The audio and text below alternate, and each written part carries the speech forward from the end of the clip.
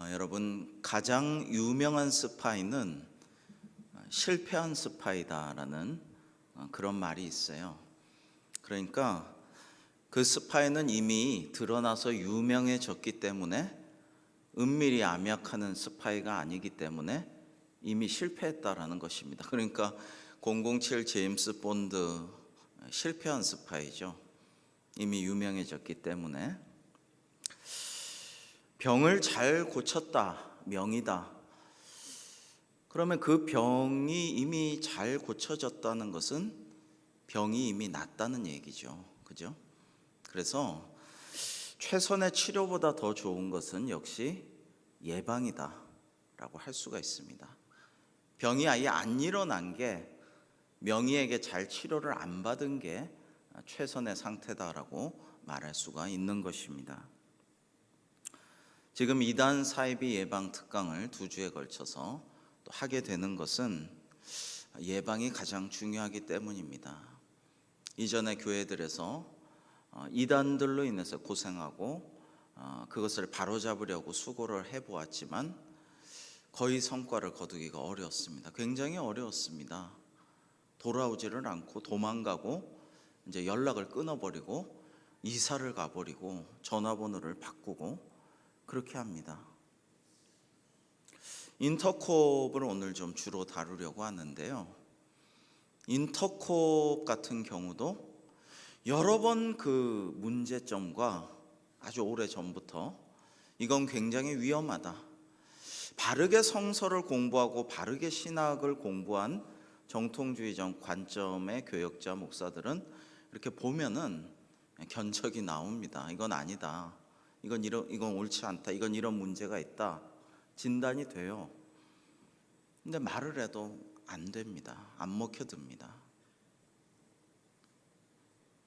그 사람들은 오히려 이제 한국교회 교역자들, 정통교회 이런 데서 너무 열정도 없고 사랑도 없고 왜 더 목숨 걸고 선교하지 않느냐고 생각하고 성경 공부도 왜 힘있게 하지 않느냐고 하지만 많은 문제가 있는데 그것을 보지를 못합니다. 사춘기 아이들이 엄마 아빠 말 안 듣듯이 자기가 옳은 대로만 가지 말이 귀에 들어오지 않듯이 그런 현상을 일으킵니다. 고 탁명환 소장, 또 지금도 현대 종교를 이어가고 있는 부산장신대 탁재일 교수님, 훌륭한 분들이고 예언자들이지만 숱하게 얘기를 했어요. 경고를 많이 했어요. 안 듣습니다. 개별적으로나 개교회적으로나 교단 차원에서도 안 들어요. 별로 듣지를 않습니다. 정광훈에 대해서 수많은 우려와 경고를 하였지만 안 듣습니다. 사회에서도 집중을 했어요.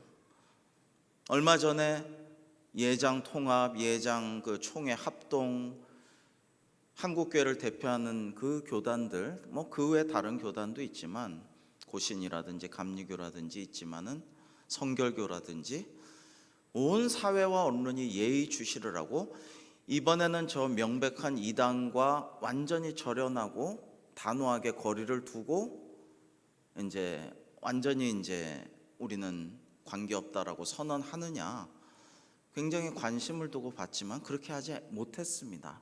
안 했는지 못했는지. 결국엔 큰 문제가 일어났고 지금도 문제는 계속되고 있다라고 할 수가 있습니다. 오늘은 사순절이 시작되는, 그것도 작년에 이어서 코로나19 가운데 참 어려운 가운데 이 사순절이 시작되는, 정말 주님의 말씀과 공생애와 십자가의 의미를 더 말씀과 기도 가운데 묵상하고 본받아야 할 사순절이 시작되는 제 수요일입니다. 오늘이. 그런데요, 참 마음이 아픕니다. 그리고 부끄럽습니다. 작년 말부터 이제 작년 10월에 사실 대대적으로 촉발되기 시작했는데 경북 상주의 BTJ 센터, 열방센터에서 이제 또다시 확진이 엄청나게 시작되었고, 거기서 한 3,000명의 교육생 중에 800명 정도가 확진이 되었고 계속되고 있습니다. 왜냐하면 그 열방센터는 이 핸드폰을 가서 끄게 하고, 그 다음에 나중에도 핸드폰 번호도 가르쳐 주지 말고 핸드폰 없다고 하든지, 그 다음에 방역에 협조하지 않도록 그렇게 해왔기 때문에 지금 얼마나 더 확산이 계속될지는 아직도 모르는 상황이 되죠. BTJ는 Back to Jerusalem, 그러니까 예루살렘으로 돌아가자라는 말의 약자입니다. 근데 이 Back to 예루살렘이라는 것은요, 1920년대 중국의 가정교회에서 촉발된 운동입니다. 여러분 혹시 읽어보신 분이 계신지 모르겠어요. 저는 오래전에 읽었는데 굉장히 눈물 흘리고 감동해서 본 책이 하나 있어요. 그 책의 이름은 하늘에 속한 사람이란 책입니다. 읽어보신 분도 아마 계실 텐데요. 저자는 윈 형제, 그러니까 이제 중국어로 운이라는 뜻이죠. 구름 운자, 이거를 중국어로 윈 그러는데, 이 윈 형제가 쓴 책인데요. 이 책에 요즘 다시 한번 찾아보니까 무기력한 영성, 잠든 신앙을 깨우는 감동의 폭풍, 2003년 영국 기독 출판 박람회 올해 책 수상, 2004년 영국 기독교 출판상 수상, 현대판 사도행전의 기적, 중국 전도행전, 윈 형제, 뭐 이런 식의 소개 글들이 붙어 있습니다. 이 윈 형제는 이제 1958년에 중국 허난성에 이제 빈농으로 태어났는데요. 1974년에 부친이 기적적인 암 치유를 받고 예수님을 영접하고 이제 복음 전도자의 길을 걷게 됩니다. 그래서 이 윈 형제도 중국 공안에 끌려가서 굉장히 잔인한 고문을, 온갖 더럽고 악한 그런 고문을 받다가 이제 하나님이 모든 간수도 감동시키고 감복하게 만들고, 나중에는 이제 감옥문이 다 열려요. 사도행전에 나오듯이. 그리고 뻔히 간수들이 자기를 보지만 잡지를 않아요. 그래서 유유히 걸어 나가서 이제 독일로 가서 이 백투 제루살렘 운동을 전개를 하게 됩니다. 이건 뭐냐면 이제 중국 땅에서 복음을 전도하다가 박해를 계속 받게 되니까 가정교회가 중국에 이제 삼자교회라고 있죠. 스스로 자자 세 개를 써서 삼자교회가 있는데, 이거는 공산당이 중국 교회를 컨트롤하기 위해서, 이거 그리스도교가 누르면 누를수록 피를 먹고 자라는 나무처럼 더 순교자의 피를 먹고 이제 번성하고 성장하니까, 중국은 원래 그러죠. 제국을 잘 다스려온 그런 나라이기 때문에 중국은 종교를 항상 컨트롤하려고 하죠. 제일 두려워하는 게 중국이죠. 이단이죠. 종교죠. 그래서 작년에 이단 사이비 예방 특강할 때 그 관계를 제가 좀 말씀드린 적이 있죠. 종교를 가장 두려워합니다.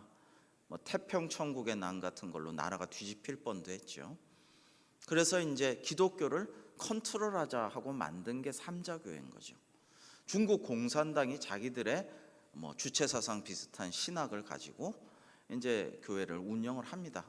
근데 거기도 하여튼 복음으로 인해서 많은 사람이 하나님을 믿고 예수님 영접하지만 어용교회의 성격을 띠고 시작을 했고, 가정교회, 지하교회들은 이제 핍박을 하는데, 이 백투 예루살렘이라는 것은 중국에 이제 붙어 있는 수많은 스탄자 들어가는 이슬람 국가들이 있잖아요. 그 이슬람 국가들로 중국의 이제 성도들이, 진실한 성도들이 다 그 이슬람 국가들을 정복하면서 복음으로 쫙 밀어붙이고 예루살렘까지 가는 거죠. 이스라엘의 예루살렘까지 가서 거기에 진짜 복음을 전하고, 궁극적으로는 거기를 완전히 이제 수복해서 군사적으로도 지역적으로도 정복해서, 그래서 이제 예수님의 재림을 맞이하자, 이런 운동입니다. 저는 그 책을 정말 사도행전 같은 이제 이야기를 듣고 굉장히 그때 감동을 많이 받았어요. 눈물을 많이 흘리고 감격을 했어요. 백투 예루살렘 운동에 대해서도 막 가르치기도 하고 했어요. 인터컵은 아닙니다만 그런 얘기를 했습니다. 근데 이게 이제 이런 것들을 이단들이 이제 가지고 오는 거죠. 자기들 신학과 자기들 가르치는데 갖고 와가지고 쓰는 겁니다. 이단은 작년에도 말씀드렸지만 이단 사이비는 신약시대 사도 바울이 싸웠던, 사도들이 싸웠던 영지주의로부터 종교 혼합적인 특성을 갖고 있어요. 이것저것 짬뽕해가지고 좋은 거는 자기들이 다 합니다. 자기들한테 유리한 건 다 합니다. 나중에 분리하면 다 버립니다. 다음 시간에 다루겠지만 지금 정명석이 원래는 2023년까지 자기가 해먹겠다고 했거든요. 근데 감옥에 10년 있으니까 이제 10년 더 해먹겠다고 지금 그런 거예요. 근데 기존에 2023년까지 해먹겠다고 했기 때문에 요거를 교리 변개를 어떻게 할 것인가 요즘 연구 중이라고 그래요. 뭐 예전에 이장님의 다미 선교회도 그렇고 전 세계적으로 똑같아요. 그 세대주의 종말론은 이제 딱 그걸 지정을 합니다. 다미 선교회는 다가올 미래를 대비한다는 그 선교회는 1992년 7월 15일인가 뭐 이렇게 정했잖아요. 근데 그때 휴거 안 됐잖아요. 그러면 이제 교리를 바꾸죠. 바꿔가지고 또 자기들 유리하게 더 해먹을 수 있게 교주 편의대로 바꾸죠.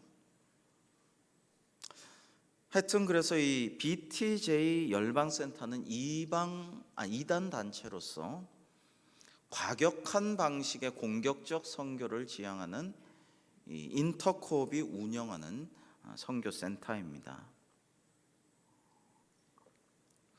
그래서 현재 한국교회 교단 전체를 대표한다고 할 수 있는 한국교회 총연합 한교총은 코로나19 방역을 위한 한국교회 노력에 반하는 반사회적 행태를 보이고 있는 인터콥은 불건전 단체로서 한국 교인들의 신앙을 위협할 수 있으므로 모든 교인의 참여를 제한하고 금지할 것을 회원교단에 요청한다라고 발표를 했습니다. 그 전에도 이제 보시면은 예장 통합은 참여 자제 권고 이런 식으로 상당히 우리 교단 좀 미온적이랄까 약해요. 근데 통합은 상당히 합동은 좀 더 강하게, 또 다른 어떤 데는 더 강하게, 어떤 데는 비슷하게 이런 식으로 다 이제 이단성에 대해서 경고하고 참여하지 말아라, 멀리해라 이런 경고들을 다 선포를 한 상황이 있습니다. 그러나 이들이 이단임을 언론은 언제나처럼 보도하지 않고 유병언이나 수많은 잘못된 사람들이 이제 목사라는 타이틀로 자꾸만 언론에 지금까지 나왔죠.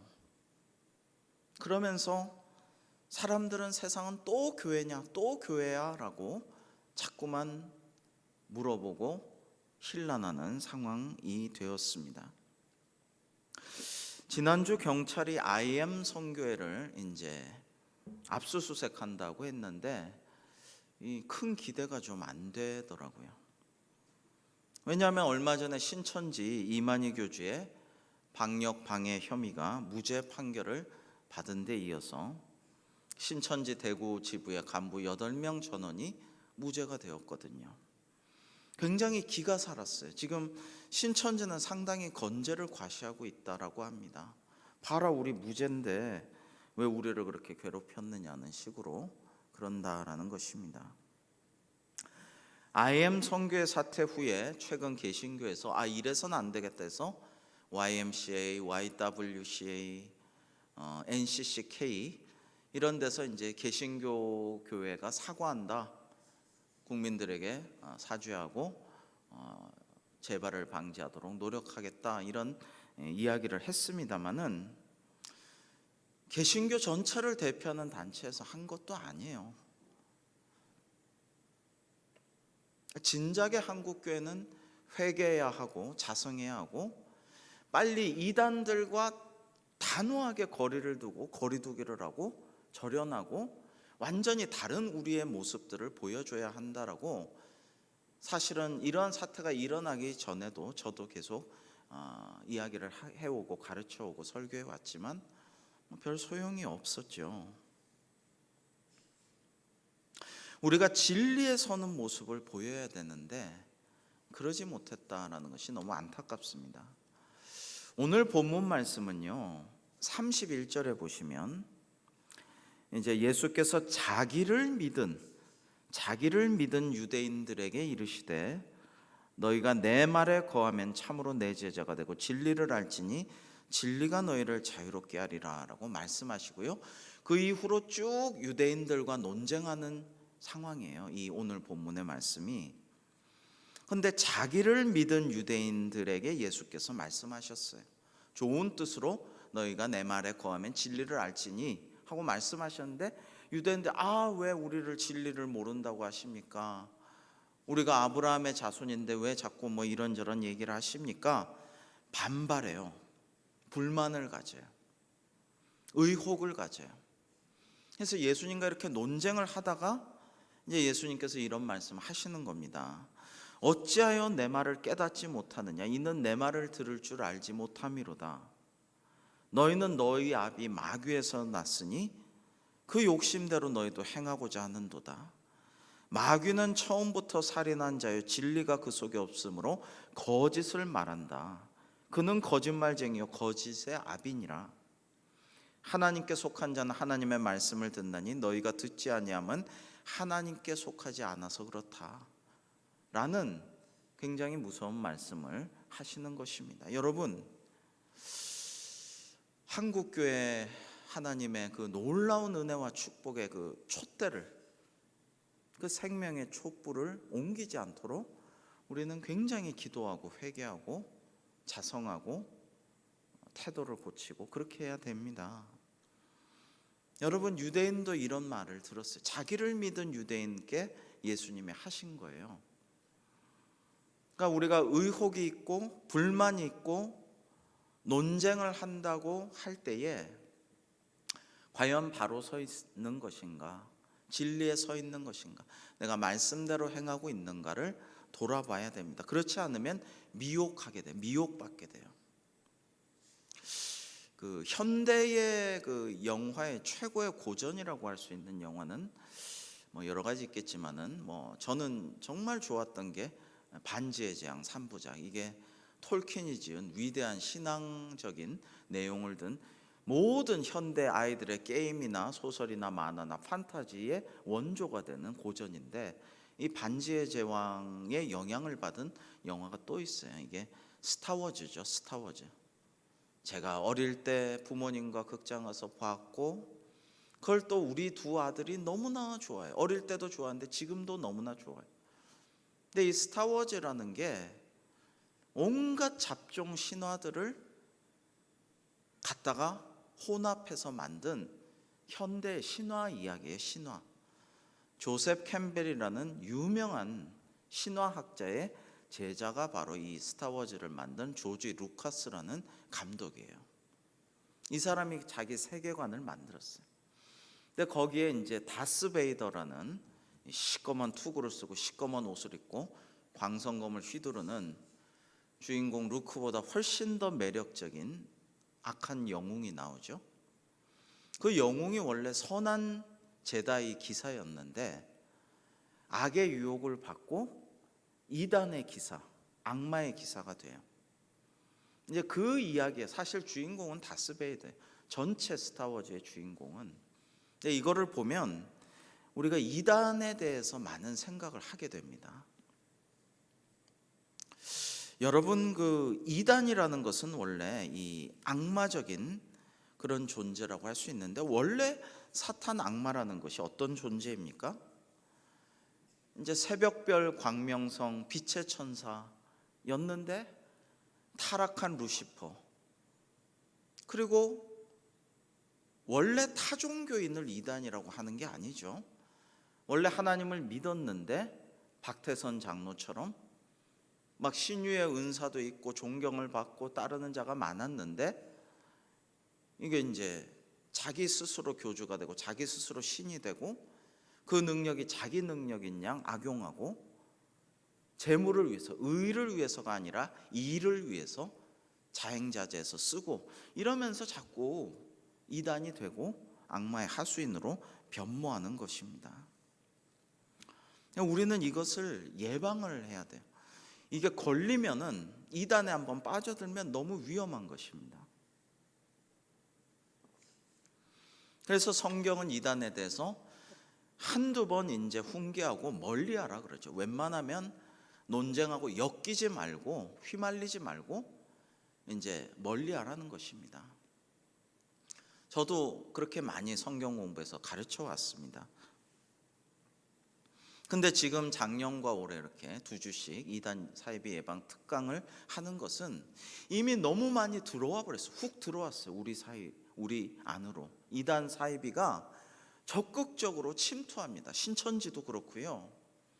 지난주 9일에는 PD 수첩에서 인터콥에 대해서 이 전투적인 이 선교사들에 대해서 이제 그 르포 형식으로 방영을 했습니다. 너무 심각하게 지금 와 있는 거예요. 그리고 이 신천지도 그렇지만 이전에 통일교나 여호와의 증인이나 뭐 여러 가지 이단들은 상당히 좀 수세적인, 좀 송구스러운 그런 좀 자세로 자기들 그거 포교만 하고 미혹했다면 신천지는 적극적으로 막 들어오죠. 그다음에 이제 대광교회 이병수 위임 목사 그러고 저한테 편지도 얼마 전에 보내고 그런 식으로 메일도 보내고 그런 식으로 하죠. 머리를 막 쳐서 흔들고 막 이렇게 하려고 하는 것이죠. 그래서 여러분들 이제 교역자를 위해서 많이 기도해야 되는 이유가 그런 데 있어요. 사탄 마귀는 교회 이제 지도자들, 리더들부터 이제 그거를 이제 집어삼키고 유혹하고 흔들려고 하기 때문에 많이 교역자들 위해서 여러분 기도해 주셔야 되는데, 이 인터콥도요 굉장히 공격적인 선교단체 이단이기 때문에 굉장히 그 대응이 적극적입니다. 제 같이 공부한 아까 뭐 탁지일 교수님 말씀도 했지만 주변의 동료들이나 이렇게 한국 교회사나 이단들 연구하는 이런 분들 굉장히 공격은 많이 해요. 그냥 그런갑다 아니고 그거를 막 찾아내서 막 공격을 합니다. 굉장히 시달리게 하고 괴롭히고 막 소송한다 그러고 내용 증명 보내고 그러고 있습니다. 여러분 무섭죠. 상당히 귀찮을 수도 있고 괴로울 수도 있게 만드는 거죠. 그래서 우리는 이단에 대해서 미리 예방하는 게 가장 중요하다라는 것입니다. 알고 막 피해야 돼요. 엮이지 않도록 조심해야 돼요. 이제 이런 강의를 자꾸 듣고 되새기고 여러분 기도하고 이러다 보면 말씀이 여러분 안에 깊이 뿌리 내리면서 경계하게 되고 이러면은 이제 이건 수상한데 이건 좀 문제가 있는데 이건 냄새가 나는데 이렇게 될 수가 있을 것입니다. 근데 너무 모르면 지금 한두 번 훈계하고 멀리하라 할 정도 수준이 아닐 정도로 와 있기 때문에 우리는 굉장히 조심해야 된다라는 것입니다. 예전부터 인터콥에 대해서 그럴 줄 알았다. 저들은 시한폭탄처럼, 이번에 PD 수첩도 제가 했던 말이 그대로 나오더군요. 저들은 시한폭탄처럼 언제 터질지 모르는 존재고 큰 문제를 일으킬 것이다. 그대로 나오는데 결국 문제가 터졌죠. 사실은 그전에도 터졌어요. 샘물교회 2007년에 아프가니스탄의 샘물교회 사건, 그때 23명이 억류되어서 2명이나 죽었죠.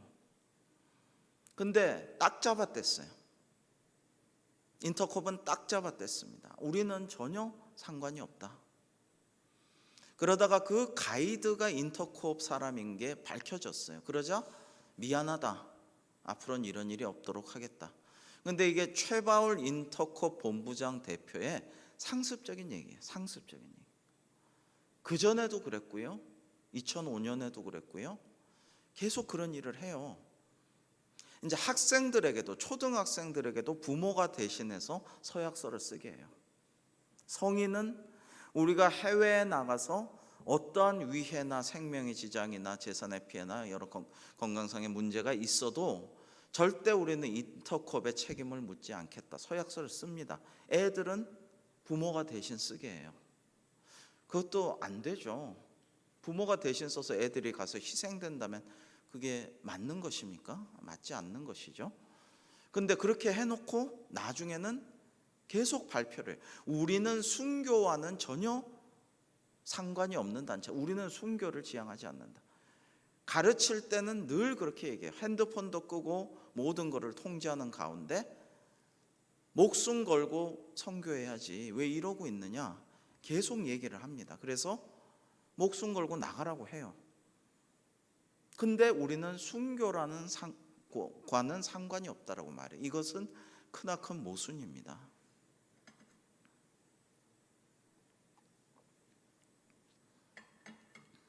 여러분, 선교할 때는 순교를 각오하고 하는 것입니다. 그것은 잘못된 것이 아니라 맞는 것입니다. 성지순례를 하다가도 순교할 수도 있습니다. 그것은 또 잘못된 것이 아닙니다. 원래 수많은 사람들이 기독교 역사에서 이슬람권이 지배하고 있는 예루살렘을 비롯한 이 성지를 순례하다가 순교하고 죽었습니다. 이슬람도 성지를 순례하는 것이 평생의 의무 중에 하나입니다. 신자의 의무입니다. 그것은 잘못된 것이 아닙니다. 그럴 수 있습니다. 문제는 자꾸만 목숨 걸고 해외 선교로 나가라고 하면서도 우리는 순교랑은 상관없는 단체라는 게 이게 문제인 것입니다. 무책임하고 거짓된 언동을 자꾸만 한다는 거죠. 그래서 계속 보면은 딱 잡아댑니다. 문제가 터지면 딱 잡아떼고 아니라고 했다가 밝혀지고 사실관계가 팩트가 드러나면 미안하다 다시는 안 그러겠다. 이게 반복돼요. 이번에 PD수첩의 양모 이 선교사 목사님은 이 최바울 대표는 아주 거짓말을 밥 먹듯이 하는 사람입니다라고 증언을 했습니다. 오죽하면 그러겠습니까? 여러분, 물론 목숨 걸고 순교할 각오로 선교하는 선교사님들도 있어야 할 것입니다. 이 인터콥은 평신도 선교사들도, 물론 선교사들도 많이 양성해서 내보내고 하지만 평신도 선교사들도 많이 양육하고 교육해서 나가기를 장려합니다. 그런데 초기에는 이슬람권으로 주로 갔어요. 이슬람권에 주로 가가지고 매우 적극적인 이 선교를 하다가 이제 나중에는 그거 말고 종교에 관계없이 특정 종교가 아닌 여러 종교 지역에 가서 선교를 합니다. 인터콥은 개신교 주류 교단들이 금지하고 상당히 교인들이 참여하지 말고 멀리하라고 할 만한 여러 가지 이제 내용들을 갖고 있어요. 이들은 일단 신학적으로 개신교의 보수 신학을 기반으로 하고 로잔 언약을 따른다라고 홈페이지를 비롯해서 이렇게 공표를 하고 있는데, 로잔 언약은 보수 정통파의 교회들이 이제 만든 나름대로 신학적인 선언과 그 보수 개혁 교회들의 하나의 그 모토와 같은 신학적 주제를 모은 그런 곳입니다. 주로 합동 측 계열에서 이것을 따르고요. 또 이거보다는 진보적인 계열의 이제 WCC 이런 데가 있죠. 하여튼 양대 하나의 개신 교단들의 연합체의 선언 중에 하나인데, 근데 실제 내용을 보면 로잔 언약의 정통성을 따르지 않고 있어요. 아닌데 이거를 따른다라고 하는 것입니다. 하여튼 거짓말을 많이 해요. 1983년에 최바울을 대표로 해서 설립된 이 개신교의 평신도를 집중 단기 훈련을 해서 선교 지역에 파송하는 것을 가지고 시작한 이 인터콥은 초기부터 많은 우려점들이 발생이 되었습니다. 현재 국내 67개 지부가 있고 굉장히 그 대학, 중년층, 청년, 청소년, 아동 계층별 선교 사역을 수행을 하고 있는데요. 자, 지금 합동 측은 참여 금지, 우리 통합 측은 예의주시와 참여 자제, 기독교 대한 하나님의 성의 순복음이죠. 여긴 참여 금지를 결의했고, 성결교, 고신, 합신 등은 예의주시, 경계대상, 불건천 단체로 보고 참여 금지, 이단적 요소가 있으므로 교류 금지 등의 조치를 취하고 있는데, 이런 이단성이 있으므로 참여하지 마라, 교류하지 마라라고 금종력을 내리는 이유는 무엇입니까? 일단 이단이라고 하는 것은 신학적으로 성서적으로 확실히 문제가 있을 때 그렇게 판명이 나는 거예요. 그게 일단은 중요하죠. 성서적으로 신학적으로 이거는 안 맞다, 이거는 이단이다 하면은 이 금종령이 내려지는 것이죠. 그래서 우리 개신교회라는 것은 프로테스탄트 교회죠. 따라서 카톨릭에서 보다 말씀 중심으로 갈라져 나온 것입니다. 보다 말씀 중심적이고 신학적이고 역사와 이성을 중시합니다. 하나님이 만드신 이성과 과학과 자연과학과 역사, 이런 것들을 부정하지 않는 전통을 말씀드렸죠. 제가 이 코로나 상황에서도 종교개혁자들의 태도나 자세나 이런 것들을 말씀드린 바가 있죠. 그래서 이상한 신비주의적인 알레고리적인 해석, 이 알레고리적인 해석이라는 것은 자기들 마음에 맞게 굉장히 신비적으로 아주 영험해 보이게끔 그렇게 상징적으로 고치지 않는다라는 거예요. 그 성서의 당시의 역사적 정황이나 뜻에 맞게, 원문의 의도에 맞게, 뭐 신천지의 모략교리라고 할 때 그 모략이 그런 뜻이 아니라고 했잖아요. 근데 우리나라 번역의 모략이란 말에 맞춰서 속여도 된다. 적극적으로 개신교에 들어가서 정통교회들, 교인들을 모략으로 빼내와라. 그게 하나님 기뻐하시는 모략교리다. 이런 식으로 경강부회하지 않는다라는 것입니다. 이게 우리 전통교회의 신학적 성서적인 전통인데, 이단 사이비들은 이걸 안 지킨다는 거죠.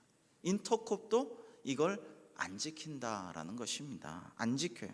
자기들 마음대로 합니다. 자, 종말론을 강조합니다. 모든 이단들의 파워는 주로 종말론적인 데서 나오고요. 이거는 이제 세대주의적인 종말론입니다. 그러니까 그날과 그 시는 아무도 모른다, 아들도 모른다라고 성경의 예수님, 우리 주님께서 분명히 말씀하셨잖아요. 그럼 이게 맞는 거죠. 우리는 그날과 그 시는 모르지만 우리에게 주어진 삶의 시간 동안 최선을 다해서 주님께 영광 돌리고 한 사람이라도 구원하려고 사명을 감당해야 하는 것이 우리의 몫이에요. 근데 이단들은 자기들은 안 되는 거예요. 자기들은 그날과 그 시를 안다는 거예요. 요건 비밀이야. 요건 너만 가르쳐 줄게. 또는 야, 너 기다려. 요만큼 높아지면 피라밋의 꼭대기 쪽에 가까이 갈수록 조금씩 알려줄게. 그러면서 계속 신비주의적인 거짓으로 미혹한다, 유혹한다라는 것입니다. 그리고 특히 인터콥은요, 교회가요, 여러분, 예배가 중요하잖아요. 교육도 중요합니다. 요즘에 우리 홈페이지 너무 잘 돼 있는데요, 얼마나 은혜가 되는지 몰라요. 근데 다음 세대가 중요하잖아요.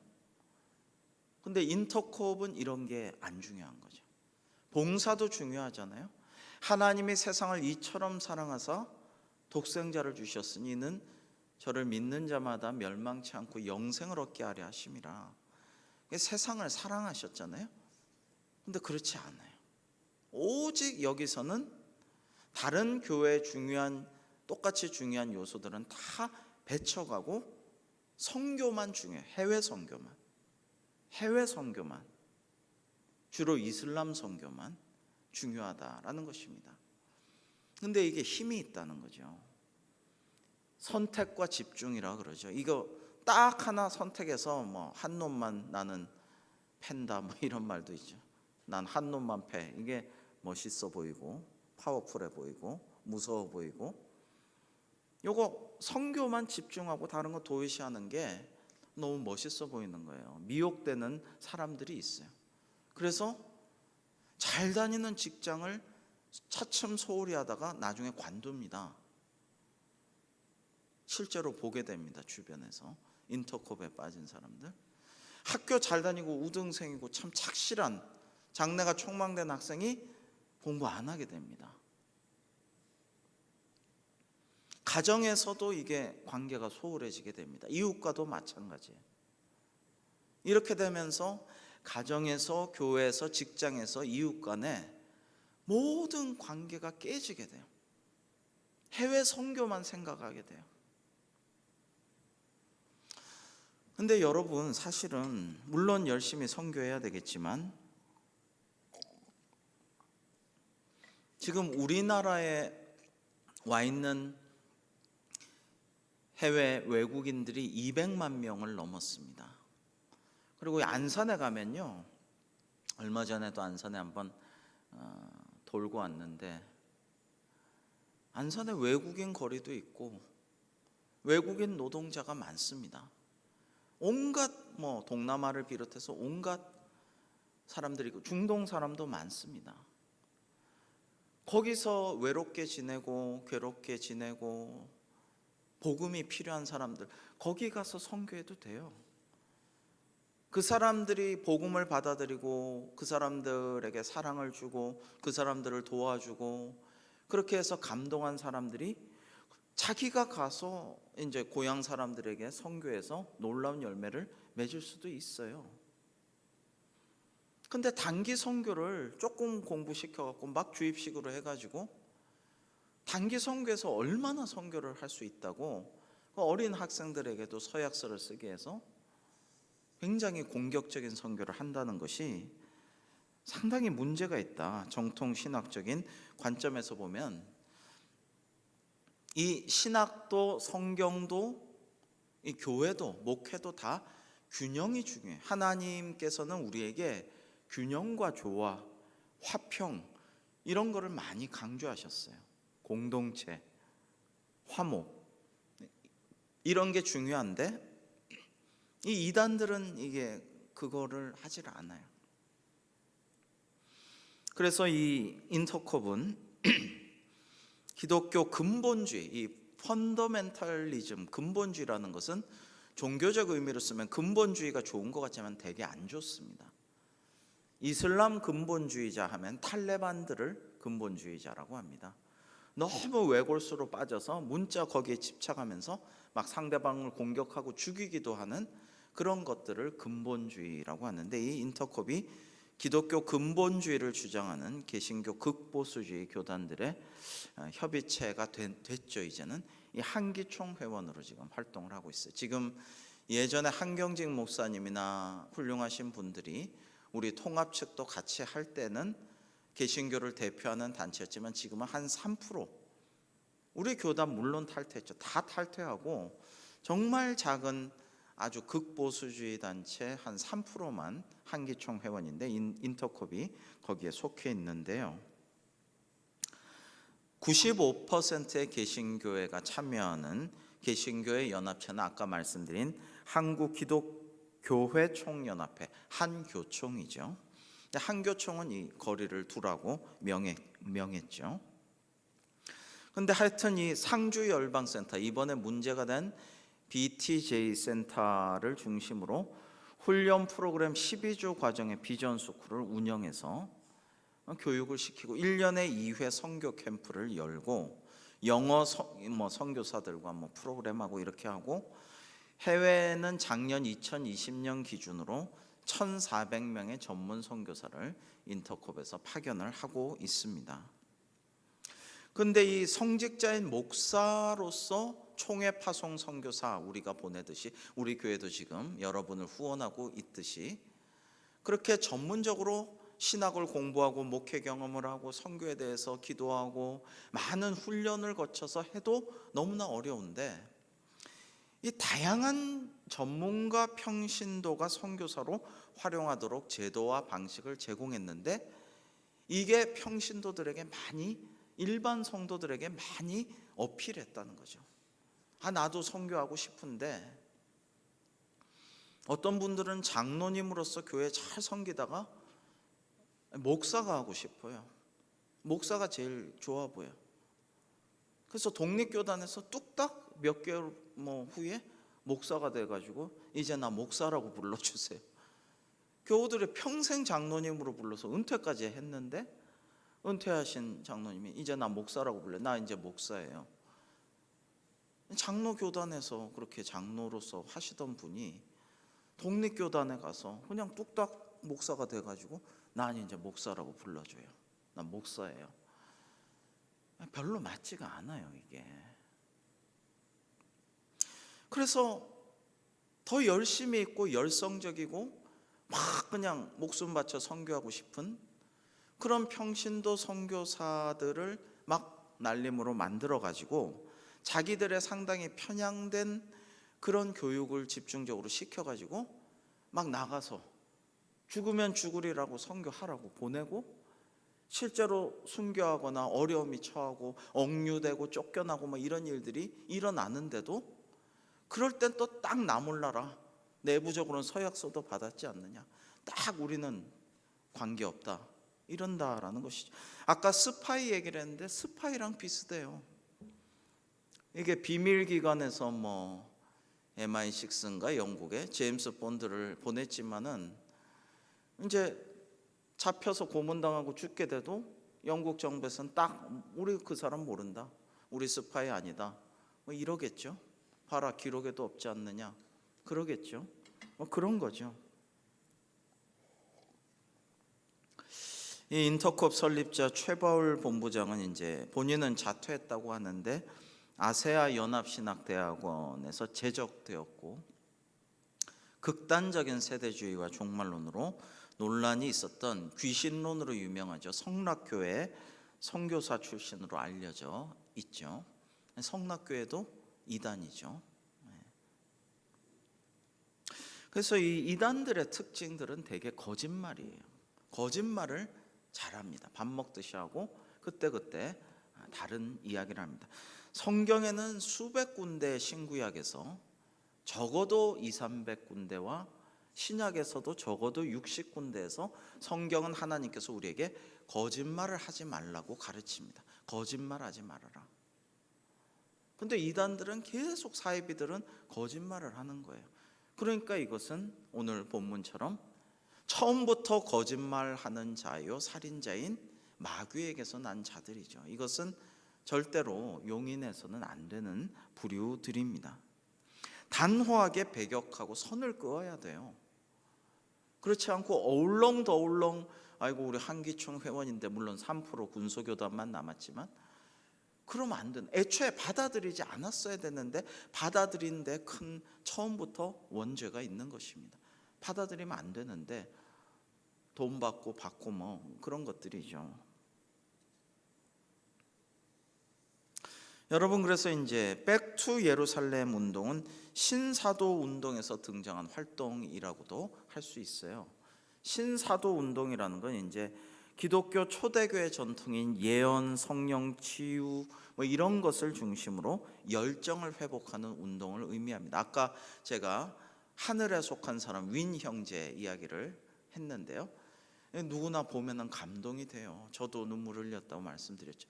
여기에서 성령의 역사, 기적, 열정, 목숨 거는 그 순교의 열정, 치유, 신유 사역, 방언, 막 고문당하고 그러나 거기서 또 치유당 받고 옥문을 하고 이런 것들이 막 펼쳐지거든요. 그러니까 새로운 사도들이 이제 나타나야 되고 거기서 열정을 회복시키는 운동이 일어나야 된다, 이런 거예요. 이런 데 빠져버리면 정통교회, 하나님의 교회, 그 교역자, 장로님들, 당회 시시하게 보여요. 뭐 그렇게 열정도 없고 목숨 걸 용기도 없고 그냥 뭐 교회 운영하고 있는 거지 뭐, 이렇게들 보이는 거예요. 그런데 문제가 있죠. 사탄 마귀가 이제 그렇게 사람들을 미혹해서 그렇게 열정이 있었고 순수했던 사람들이 그런데 빠져들게 되는 거죠. 미혹되게 되는 거죠. 제다이의 기사였던 사람이 다스베이더 같은 이제 시스의 기사가 되는 거죠. 유대교조차 지금 시도하지 않고 있는 새로운 예루살렘 성전을 실제로 그쪽으로 가서 고토를 수복하고 정복하고 새 성전을 건축해야 한다, 이렇게 주장하면서 물질적인 그런 것도 많이 요구를 하고 그런 거를 하고 있죠. 예수 그리스도의 이름도 히브리어를 따라 예수아라고 칭해야 된다, 이렇게 강조하고요. 여호수아, 예수아, 예수 이거죠. 근데 막 자꾸만 이상한 행동들을 하고 자꾸만 이상한 변태적인 그런 모습들을 가지고 있고 또 가르칩니다.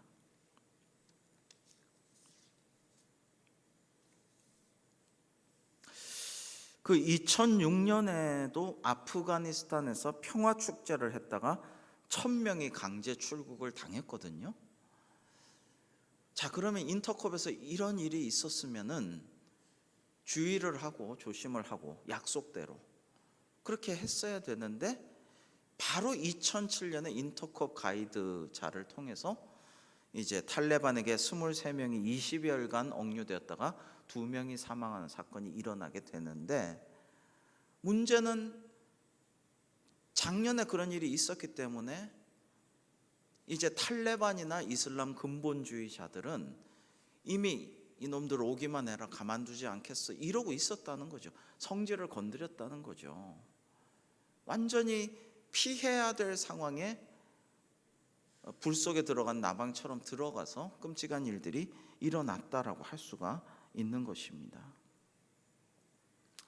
여러분, 상당히 상식적이지 않아요. 이성적이지 않고 합리적이지가 않습니다. 근데 무조건 이렇게 하는 게 하나님 기뻐하시는 것이고 이것이 순교자적인 열정이냐? 성경에 보면 전혀 그렇지가 않아요. 그렇게 하지 않습니다.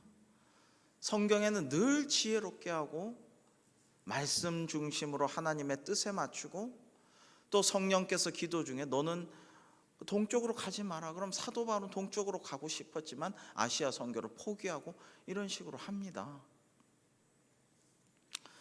여러분이 땅끝이나 땅밟기 이런 것도 우리가 좀 간략하게 말씀을 드리면, 2015년에 이제 봉은사 땅밟기, 이것도 이제 굉장히 이제 지지하는 발언을 하는데요.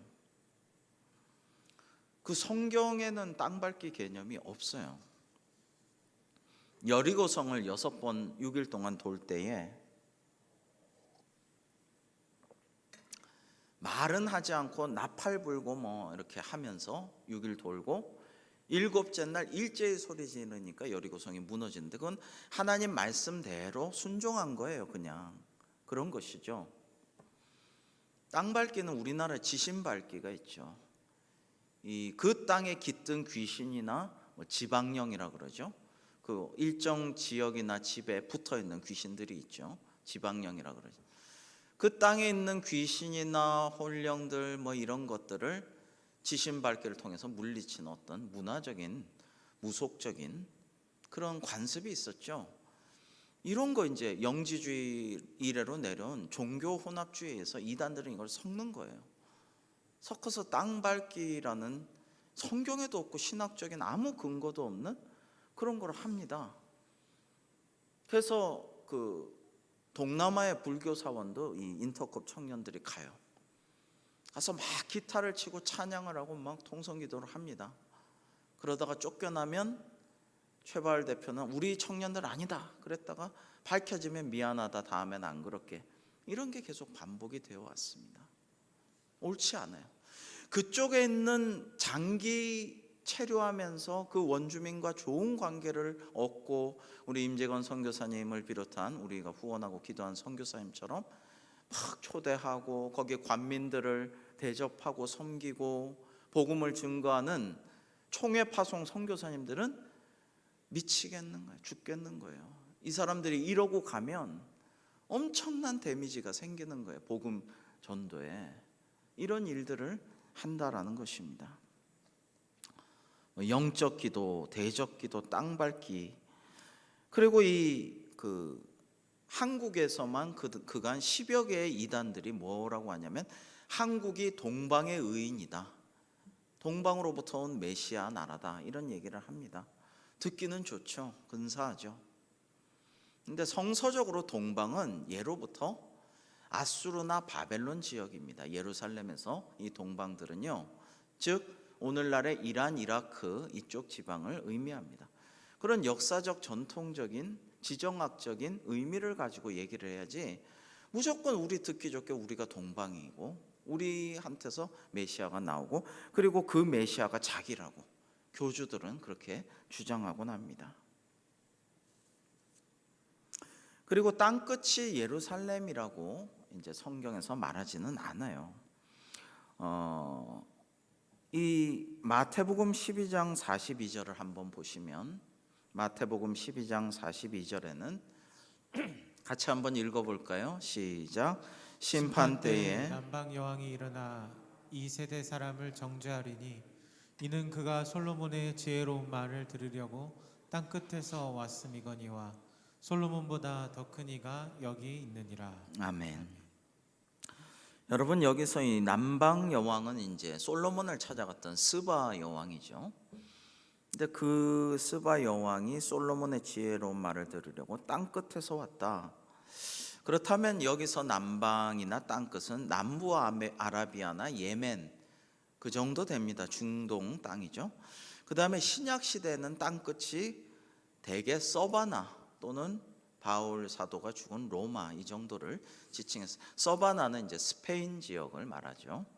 로마서 15장 23절에 보시면 이제는 이 지방에 일할 곳이 없고 또 여러 해 전부터 언제든지 서바나로 갈 때 너희가 가기를 바라고 있었으니, 그러니까 그 당시 복음이 쓰여진 상황에 맞춰서 해석을 해야지 무조건 그냥 자의적으로 해석하면 안 되는 것입니다. 마지막으로 로마서 11장 25절에서 27절을 한번 우리 교독해 볼까요? 형제들아 너희가 스스로 지혜 있다 하면서 이 신비를 너희가 모르기를 내가 원하지 아니하노니 이 신비는 이방인의 충만한 수가 들어오기까지 이스라엘의 더러는 우둔하게 된 것이라. 그리하여 온 이스라엘이 구원을 받으리라.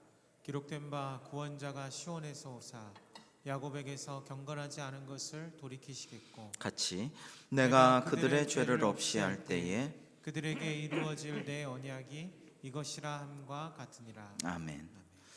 여러분, 여기서 온 이스라엘이 구원을 받으리라 할 때 온 이스라엘은 유대인과 이방인 가운데 구원받은 모든 성도를 의미하는 것이죠.